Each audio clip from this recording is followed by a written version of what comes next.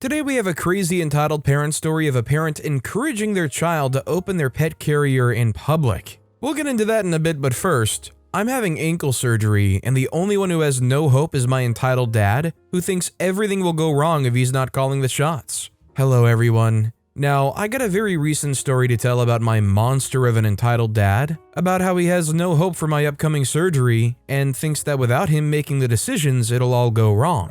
Context: in a couple of weeks, I'll be having an ankle fusion. I've been having extreme pain in my ankle for quite a while, and in the last few years, it's gotten worse and worse, and the orthopedic doctor has decided on an ankle fusion. The game plan is for me to stay a few nights in the hospital and about 2 weeks at a physical rehabilitation facility to help me learn how to use a walker. I have a bleeding disorder which requires some staying in the hospital, and they decided rehabilitation would be good since I live alone. As for the walker, they decided that was better for me than crutches. But I also have a wheelchair coming in too. Everyone's hopeful about the procedure. I'm hopeful, my mom's hopeful, my family's hopeful, my friends are hopeful, my girlfriend is hopeful. The only one who isn't is my dad. The only reason I told him was because I thought it would be better just to tell him, instead of getting even angrier for keeping the surgery a secret. See, he's a very anti-doctor, and in the last few years has been going deeper and deeper into the rabbit hole of alternative medicine. During the pandemic, he wanted to sign me up for this pyramid scheme involving pine needle tea to give me COVID immunity and to cure me of my autism, and not too long ago he sent a video from an alternative medicine lady who was talking about how no processed sugar and no gluten would cure you of autism. He's been very persistent that I'll be a better person for the world overall if it's cured, and how mental illnesses are not real but fabricated by doctors to kill you to take your money. Just a bunch of bull. And now he's spouting off about how ankle fusion will not work. He started rambling about how, with the limited mobility, I won't be able to exercise and will therefore become fatter and less desirable to everyone. I do have a weight problem, as well as internalized fat phobia thanks to him. I told him how the doctors will plan to give me modified shoes to help me walk, but then he went off about how that'll break my ankle. I told him I'll have physical therapy to help me use a walker on one foot while I'm non-weight bearing, and then after the healing, they'll do more physical therapy to help me walk normally again, and how I'll have a wheelchair to help me get around if I need to go out. He snapped about how I'm not listening to him and that it's proof that I need family, more specifically him, in my life. He demanded that my mom either have me stay with her for the entire recovery process or that I stay with him for the entire recovery process. I stood my ground and told him that that's not necessary, that we already have a plan, and that I trust these doctors. That made him really mad, with him yelling, "If I trust strangers more than family." I firmly told him that is not what I meant, and that just because he's not confident in the game plan doesn't mean he has to be doom and gloom about it. Surprisingly, that made him realize that he wasn't gonna get to me, and huffed that if I want to try, then fine, but that if something goes wrong, I'm gonna regret not taking his help. This may not have been as bad as what he did in the past, but I felt like it was worth sharing. I do want to end on a positive note. I still have plans to cut him out, and I'm already mentally prepared for a life without him, as nowadays his words no longer hurt me like they used to. I'm no longer afraid of him. I'm simply annoyed at his existence, and annoyed how he'll always be an entitled, pathetic piece of crap father. I think what confuses me the most is how these people are so confidently wrong almost all the time. Like, you would just think when they notice that every little thing they come across or believe is just completely disagreed with by a lot of people in their lives, like to the point where they find they're having to advocate for their medicinal, recovery, and governmental beliefs, that maybe they'd start getting an inkling of a feeling that maybe they're not on the right side of things. Also, hi, I'm Steven, and if you guys can't get enough of hearing about these entitled parents, why not hit those like and subscribe buttons down below? That said, our next story is, my child is turning 2, and I have an update. When I gave birth to my baby boy almost 2 years ago, my entitled sister was a freaking train wreck and I kicked her out. I was no contact with her then, and then low contact with her when my son's father was spiraling into addiction and physically abusing my child and I. That is a long story of my ex beating me within an inch of my life and hurting my son and I. On my son's first birthday, I stupidly invited my no contact mom. My son is her only grandchild. She showed up, didn't hold my child once, and proceeded to tell my neighbors I'm a good single mom because of her. She didn't spend any time with my son. When I noticed she was trying to leave, I said, "Mom, don't you want to spend time with your only grandchild? Can't you hold him and I can take a picture of you both?" That picture is the only one in existence because my mom gives zero craps about her only grandchild. She fled immediately and life goes on. In 2 years, my life has become take care of my son and work, plus help with the custody battle. I completely understand an OP situation why it would be so disheartening to see her come there and show no interest in their only grandchild, but in a way, at least it kind of reaffirms your knowledge that it's not worth spending your time on her, right? Our next story is, entitled Mom Implies My Male Classmate is a Creep. Note this happened years ago, so some of the things might sound weird because I couldn't remember everything that was said or happened since this happened during 5th grade. The cast is me, myself, Mom, my entitled and narcissist mom, Josh, my male classmate, Jane, his mom, and Jenny, teacher and now best friend. I was reminded of the story while lurking around on rSlash. My final field trip of 5th grade was at a theme park, and all the students needed at least a parent to attend for the day. So my mom, the entitled and narcissist mother of the story, and we had a pretty fun day, except for the random downpour throughout the day, but most of the rides remained open and we all enjoyed the field trip.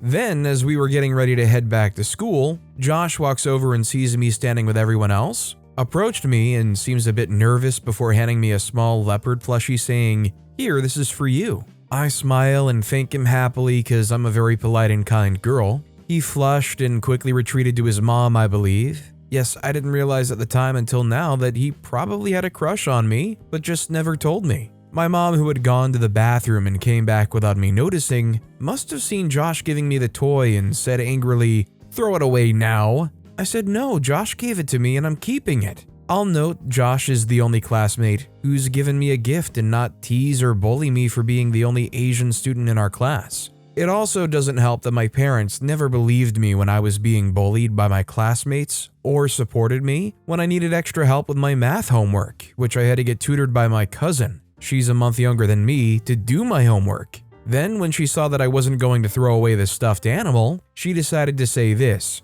"If you don't throw it away, they'll come into your room and take you away." Yes, she said this, but maybe a bit too loud because Jane, Josh's mom, gave my mom a what the freak look and started coming over. But Jenny, a different 5th grade teacher chaperone, stepped in and said to my mom, "Oh, that's such a cute gesture, and I'm sure he's been looking for OP to give it to her," which caused my mom to leave me alone because we were surrounded by other teachers along with students. After we left, we were driving home. My mom glared at me and said angrily, "Get rid of that toy. They probably stuck a camera in there so they can spy on you." I said, "I'm not throwing it away. Josh gave it to me and I'm keeping it." I proceeded to hide it from my mom for a full year and she eventually forgot about it. No, there wasn't a camera in it because he had gotten it from those basketball hoop games that was around the arcade side of the theme park. Sadly, I haven't seen him since then because I actually got held back and retook the 5th grade again, but this time with Jenny as my teacher, and this was how she and I became best friends. Yes, I still own the plushie. It's on my bed and my comfort toy when I'm overwhelmed by my parents' toxicity. I have another story about getting an action figure, but that'll be another story by itself. Are they like afraid of you getting into a relationship or something? Like threatened by a cute gesture from a kid in 5th grade? They cannot be serious with, "They probably put a spy camera inside there." That's just crazy. Our next story is, entitled Parents Made Me Call the Manager Over a Game Prize. Yes, you heard the title correctly. As ridiculous as it sounds, I cannot make this up. So I, 19-year-old male, work at an arcade place that has a bar, small trampoline park area, simulators, bowling, etc. And I'm specifically stationed at Redemption, which means I stand behind the prize cases where there's a wall of prizes behind me, and you can earn prizes with tickets you get from the arcade. So me and the others who work at Redemption are responsible for not only helping people redeem their prizes, but also to refill the containers on the cases, make sure the wall is stocked, clean the cases, and put up the ticket price tags. But the price tags can be hard to keep up with as sometimes the price can change, because management can change the prices for it, or we're so busy that all we can focus on is serving people and making sure there's prizes stocked that can be served. And fixing the prices takes longer than you would think, especially on busy days. So sometimes the prizes have the wrong prices on accident, which is fine. It's a small mistake and one that can be easily fixed or explained. I'm explaining all of this so you have an idea of half of the situation I'm about to explain that happened a few weeks ago at my job. On one particular day when I came in for a night shift, I noticed a coworker who worked redemption before me that day restocked the cases with new items. So, I'd assumed that since most of the time the prizes are changed correctly when this happened, that my coworker put the right ones. So I didn't bother messing with the prices and prizes in the cases, but I did notice they didn't get to the wall with the new prizes and prices. So I decided to focus on that when I wasn't serving people. Big mistake on my end apparently, because as I was at my station showing my friend who had recently gotten a job at the arcade how things worked, a family came up to us wanting to redeem some tickets, which at first seemed great because it looked like a good opportunity to show my friend an example of how a checkout at redemption goes. Oh, it was not a good example. So I remember this family had like 397 tickets, and there was the parents who I'll call Karen and Kevin, and they had 3 kids. They requested 3 Pop Rocks, which is 150 tickets each, which if you do the math means they can only get 2, not 3, and they would have had 47 remaining. So I explained this to them, and since they seemed interested in the candy, I tried pointing where they could get more of a variety of candy prices that were cheaper and still give them their 2 Pop Rocks. But they didn't even give me the chance to explain because they immediately got really upset with me. And they started going on about how the container said 125, not 150. I tried to calmly/politely explain to them how and why prizes sometimes may have the wrong prices, and that I apologize for the confusion as I didn't realize it had the wrong price. I even tried to offer for them to look at my computer and they could see what the right price was. But they weren't listening to me, and the more I tried to help them with their confusion or, help them with other options, the more they started to raise their voices at me and get more aggressive with what they were saying towards me. So I started to shut down because I'm not good at handling this kind of interaction due to my autism. So the more this went on, the more I couldn't even process what was going on. And the more I began to shut down and not be able to properly speak to them, yet they got mad at me when I wasn't giving them a proper explanation, even though they were refusing to stay calm and listen to what I was saying when I was just trying to help them with a misunderstanding and get them prizes they could afford. Then they started going on about how they needed to have it served to them for what the container said and not what the computer said. I didn't know if that was how it worked due to this being my first job like this and being somewhat new myself, and because I doubted the computer would let me do that. So I told them that I don't think that was possible for me to do, considering as far as I knew we had to sell them based off the prices the computer and barcodes say, which led to Karen and Kevin pulling out their ultimate move, demanding the manager, which left me even more flabbergasted than I already was in this situation because I couldn't even process why they were so mad over Pop Rocks of all things. I'm not even joking when I say this, but the Pop Rocks, who were for the kids, by the way, the kids weren't even upset about it. They started looking at other prizes when I said they couldn't have the third one. 2 were even sharing from one of the 2 packets I'd already served them, it looked like. So I have no idea what they were throwing a fit over, especially when I wasn't denying them Pop Rocks in general or any sort of prize. And their kids were perfectly happy with what they had already, and they were acting as if I was ruining their kids' night.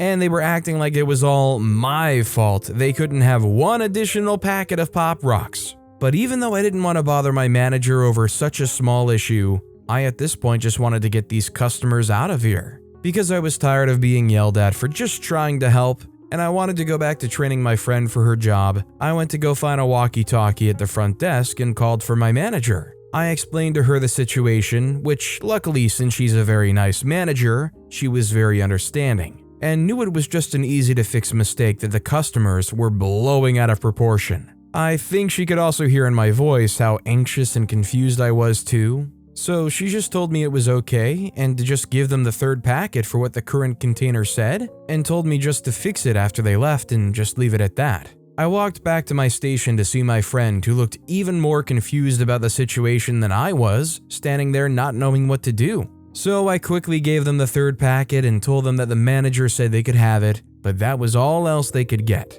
Technically, I could have given them more, but I didn't because of how rude they were towards me before. If they were nice, I would have just considered letting them have it for $125 just this one time and help them pick out other prizes, but they weren't. Also, I was genuinely concerned for those kids' sleep schedules. As mentioned earlier, I was working a night shift, but not just any night shift, a shift that would be on duty to nearly midnight on a school night. And they had 2 kids under the age of 10 and a toddler. Giving them sugar at almost midnight, they came to my station near closing, and having them up already this late when they have crap they need to be resting for does not sound like a good combo. So I made them leave after I gave them the 3rd packet, and as soon as they were at a distance where they couldn't hear me, I quickly looked at my friend and went, "Over some freaking Pop Rocks?" And she busted out laughing and we started talking about how ridiculous this was. Like, who throws a fit like that over Pop Rocks? I can't imagine them being that good that you demand a manager just because you can't get 1 packet. And if they're so important to you, why can't you just buy it from a store where you can get more for cheaper? Why yell at some minimum wage worker over not being able to afford it with game currency? We then closed up the station as we laughed about it and joked about what a lovely first day my friend had at her job with experiences like this already. This was both of our first ever Karen/Kevin experiences as well. Good lord, was it something. How much are you guys willing to bet that workers here, after they're a little bit more seasoned and used to experiencing things like this, would be more than happy to just give it to them for what the sticker price says? I mean, to be fair, up until the point where they argued that they should be able to get it for what the sticker price says, I feel like it was actually understandable. It's just when they keep going on and being belligerent when they say, "I literally can't do it, this is the computer, this is my job." Our next story is, he is so cute when he destroys your stuff. Not sure if this post belongs here, but here it goes. A cousin, A, of mine, had a baby boy 2 years ago, and around the same time his sibling, my cousin B, also had a son. Both of the toddlers are now in their terrible 2s. My family, me, A and B, all stay abroad in the same city for work purposes, while A and B's family, including their wives and children, stay in their native country. So recently, cousin A's wife and child came down to visit A and also dropped by to see us. The child is quite naughty as is usual with a 2-year-old child. As soon as he stepped inside our house, he proceeded to touch and grab every possible item in our house, ranging from our TV remote to decorative vases, and opened every possible wardrobe door and rummaged through our stuff, destroying sentimental memorabilia I'd got during one of my trips to a country that I will not be visiting anytime soon, and also spilling his mushy food onto the pages of an important book and closing the book to create sticky, gooey stains between the pages. What irked us the most was the manic glee with which A's wife was displaying. She was laughing at her child's antics and was not taking any actions to stop him. Instead, she was looking around at us asking, "Isn't he cute?" at regular intervals, and proceeding to provide us anecdotes about how he usually destroys stuff that doesn't belong to him whenever he goes to other people's houses. She also asked my mom to make food that the baby likes to eat at the exact time of dinner, which would have been fine, but she had to provide my mom with special cooking instructions, which irritated my mom, making her hand over the spoon to her and asking her to cook it herself. The last straw of the night was when the wife started narrating how her child bullies my cousin B's child by biting him and snatching his toys away. When that story garnered no reaction from us except horror, she kept narrating it again and again to assert how funny the story was. B was also present for the gathering at our house, and you could see he was getting irritated, but was not saying anything rash in a bid to remain respectful towards his sister-in-law. He left soon afterwards, and A and his family too left. The next day, B calls to apologize for leaving early after dinner and tells him how A's wife always encourages their child to do dangerous and not so nice things like grabbing heavy objects, putting fingers in the electric sockets, etc. in front of my cousin B's child. Cousin B and his wife have always taught his child not to do stuff like that, and when cousin A's child does the exact same things in front of him, the child gets upset at the double standards the adults are displaying, and the child feels he's getting wronged. And he's not sure how to tell cousin A's wife to stop doing this without her getting upset. A's wife is a working mom, and sometimes I feel her guilt of not being able to be a stay-at-home mom makes her act this way. enabling her child's wrong and dangerous actions to get her child's affection and approval. Honestly, I feel like the people in the story were a bit too complacent with it. I mean, I get not wanting to upset them, but after the first or second time of them literally destroying things, why would you not step in? I think it's more than okay to physically stop somebody from destroying your memorabilia. Our next story is entitled Mother Ignores Boundaries, Encourages Child to Open Pet Carrier in Public. This happened just now. One of my pet rats suddenly became very ill. I rushed to the vets on public transport with another rat in the carrier to keep him company. The ill rat was admitted to the hospital overnight, and the outlook is not good. It's likely he'll need to be euthanized. I was very upset when I got back on the train, and as I got on, a mother and daughter, 5-ish, gasped in delight at seeing a pet in a carrier. I started ugly crying when I sat down and clutched the carrier. The mother and daughter sat next to me, and the mother joyfully encouraged her daughter to ask me what pet I had. I started crying harder and said, "I'm sorry, I'm not in the mood to chat. I'll need to have an animal euthanized. You can have a look at my rat if you want." I turned away, put the carrier on the seat next to me, and cried more. A few seconds later, the woman is encouraging her child to open the carrier to play with my rat. Okay, he's a big softie, but the train was stressing him out. I pulled the carrier away and said, "Please don't do that." The woman pulls her daughter back and says loudly and passive-aggressively, "Wasn't that lady rude?" The child starts laughing at me. I'm listening to sad music, nose running, openly sobbing, while this woman and her kid insult me. Screw you. I think what disappoints me the most about this story is that the kid is at a very impressionable age, obviously, so she's teaching this kid to not have any sympathy for this stranger. Our next story is, would I be in the wrong to cut off my dad's financial support? Me and my boyfriend, both 19, have been together for over 4 years. He moved in with me into my mom's apartment over the summer. We made our own plans to move out in 2024, but I recently found out that my mom needs to go into surgery this December and she won't be able to earn any money at her job,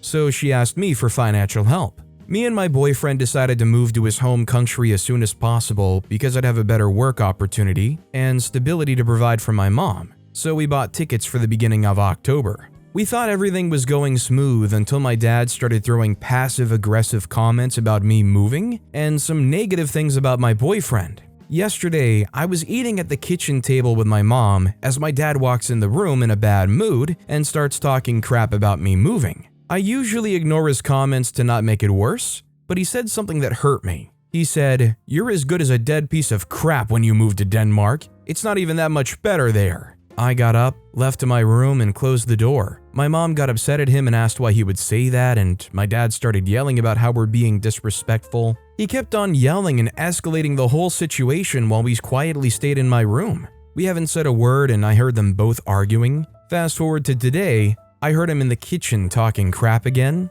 I tried really hard not to say anything to make it worse, but I couldn't take it anymore when he started self-pitying when this man does nothing but sit on his butt all day at home and makes my mom clean up after him. So I snapped. I went to the kitchen and I asked, what did I ever do to him that he's insulting me and my boyfriend? We were yelling back and forth and he said a lot of hurtful things that are a blur to me now. What I do remember is him saying that once I move to Denmark, I won't give a crap about them anymore. And I said, "I won't give a crap about you, and I will only pay for my mom's apartment while you can go and live on the street." I left and he kept yelling at me, so I said if he says one more word, me and my boyfriend will pack right now and move to a hotel until our flight. He yelled more and started moving towards my room, so my boyfriend got in between me and him. Then my dad directed the yelling and pointing towards my boyfriend. My boyfriend yelled at him in Danish as he raised his hand in front of himself, pointing at my dad with his finger.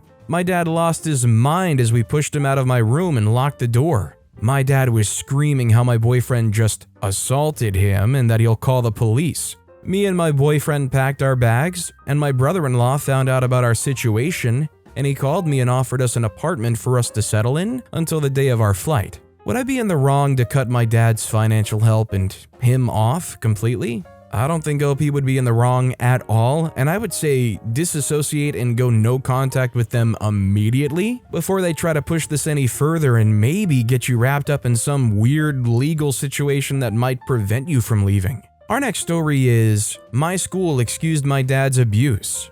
I got the bus due to chronic fatigue worsening when exerting myself, and even getting up is a struggle and feels so debilitating. Despite this, I've never missed my bus until now, and it's because he put the freaking key in the cabinet, and I yelled at him via phone, so he picked me up and told me to never yell at him and to shut my mouth, and when I tried talking to him, he told me to shut my mouth or he'll drop me off. What happened afterwards, near the end when we were at school, I recorded and I called him out for threatening to make me walk to school, and he said if I keep talking, he's gonna bring me home and make me walk back, even though I have hypermobility. He said he's not standing for how I treat him because I've been raging at him more often, and then he got mad and accused me of not saying hello, even though I do forget, of course. But Will once told and got mad that I never said thank you whenever he picks or drops me off. And he said he doesn't have to take me to school, and when I mentioned he had to because he put the key in the cabinet, he said it was my fault, and he then decided to drop me off and harshly told me, "Just go." I ended the recording there. After some heated exchanges, I told him whatever and yelled, "I hate you," and had a mental breakdown at school and went to the office to report it. I cried and raged, and countless people like the principal, my guidance counselor, some others were there, and I told them the incident. My guidance counselor kept telling me not to cry, it's alright, it's not a big deal. While I'm having a mental breakdown, I screamed the crap out of her for every time she emotionally invalidated me. I showed them the recording, and when one of them called my mom, they said it was a normal disagreement. I then raged, cursed, and said harsh things, including saying that my dad should die. They also told me a bit after the call to be careful of what I say because they can't prove it, and they mentioned the crap I mentioned like SA, CPS visits need to be proven or whatever. Then I go to a room with my guidance counselor, and afterwards, I got taken to another room and talked to a lady about everything, and then the social worker came. And as soon as I came up to the thank you and hello part coming up, they saw my school info and probably my diagnosis on the IEP and whispered loudly, "She's on the spectrum," in this semi-gossipy way. Then my mom and the support facilitator and some of the same adults from the recording come, and they all agreed it wasn't a big deal, and the social worker even said she'd do the same because in her mind, I need to respect my dad and he, and she, isn't entitled to pick me up if I yell or get mad regardless of chronic health issues. I even told her about my joint hypermobility and the fact I could dislocate my joints. They said they're trying to help, but they literally hate me because I'm disabled. My mom even said I blame everyone but myself, even though they don't take accountability and downplayed my health issues. They only focused on how calm my dad was and texted some psychiatric services to my mom for mental breakdown, but that's it. They sent me home for a mental breakdown despite me saying I don't feel safe with my dad. They even identified that I'm usually able to control myself in class, but get triggered by my dad. And on the way home, my mom just told me, as usual when it happens, that in the real world, no one has these breakdowns and that it's immature and blah blah blah. And then when I called her out for letting my dad stay in the home even after SAing me, she excused it because it was when I was 13, and it was the only time, and to assume it was a mistake, like he said. I went home and had a mental breakdown and was close to attempting. I'm literally still stressed right now, and I hate that no authority figure will care enough to put an end. So obviously a lot of things OP mentioned here are horrendous, and it's extremely troubling to see that there are multiple people that are supposed to be in that chain of helping them out that just disregard them. Just try to downplay it, almost like try to deflect it so they don't have to deal with it. I mean, even in the event that OP was just over-exaggerating things, it's the fact that none of them are hearing OP out or providing any guidance for them to work through their emotions. They're just trying to downplay it, deflect it, or even kind of gaslight them. What can you do when the system that's there that's supposed to help you completely fails you? I would say OP needs to just continue collecting this evidence. Maybe at some point they'll find the one person that does care enough to do something. But with that being said, that's all the time we have for today. Now, if you want to hear another crazy entitled parent story, check out that video on the left. Or if you missed my latest video, check out that video on the right. That said, I'll see you all next time with some more stories.